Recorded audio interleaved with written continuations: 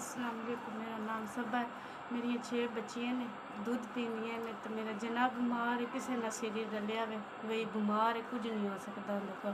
तो असी किसी का समान रखिया वे, अपना मकान भी साडा कोई नहीं। तो बच्चियां ने निक्कियां निक्कियां दुध पींदियां ने, छोटियां बच्चियां ने, साडी आमदन भी इन्नी को नहीं। तो जना मेरा जेड़ा बीमार है, साढ़ा कोई भैन भरा ने आंढी गुआंढी ने वो देंदे ने पैसे, तो उन्होंने थोड़ा बड़ा साडा खर्चा भी घर का सर्कट चलता है।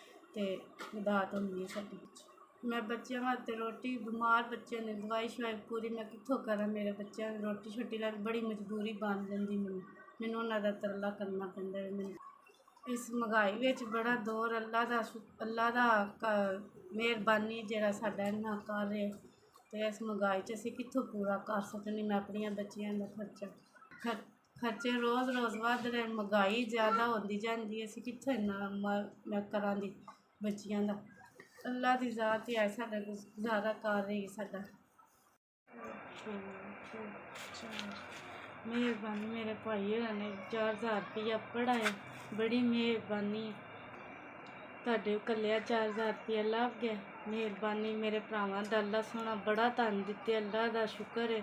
मेहरबानी अल्लाह धन चोखा दे। ते बच्चियां दा सहारा हो गया भी, तुसें 4000 रुपया कल्लेआ, तुहाडा पढ़ाया तुहाडा 4000 रुपया आ गया। बच्चियां सन शुक्र है, अपड़ आया भी। खामद बीमार सी, उन्हां दा शुक्र है कि होश आ जांदा वे। ते अल्लाह सोहना तुहाडा दित्तेआ बड़ा कुछ, अल्लाह सोहना धन चोखा दे। मैं ना 4000 विच सौदा लियावांदी, बड़ा कुछ भी सोर सकदी, अपने बच्चों की दवाई लै आवांदी। शुक्र है, दुआ है तुहाडी, अल्लाह सुनिए तुसां। मेहरबानी मेरे भी, अल्लाह धन चोखा दे।